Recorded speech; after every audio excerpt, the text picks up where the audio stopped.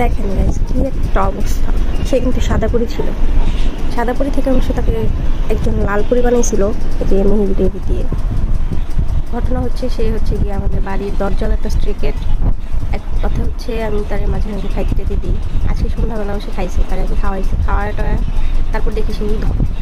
এখন বাজে রাত 12:30।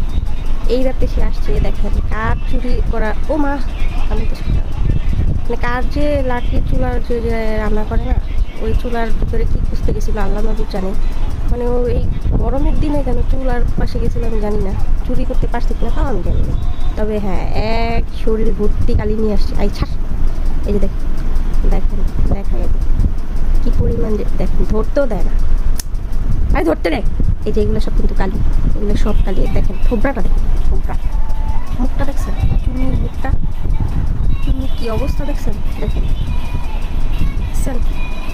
এই হচ্ছে গিয়া তার অবস্থা। সাদা পরি থেকে কীভাবে কালো পরিতে রূপান্তরিত হতে হয় ওর কাছ থেকে শিখবেন, ঠিক আছে?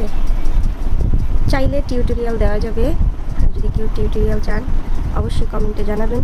সাদা পরি থেকে কীভাবে কালো পরি হতে হয় আমরা একটা টিউটোরিয়াল একেবারে প্র্যাকটিক্যালি দিয়ে দিব, তাই না মনি? প্র্যাকটিক্যালি দেখাবো আমরা, ঠিক আছে? পারবে না দেখাতে? ওকে ওকে বেবি, ওকে ওকে ওকে, ছাড়ো, কামড়টা তো লাগে।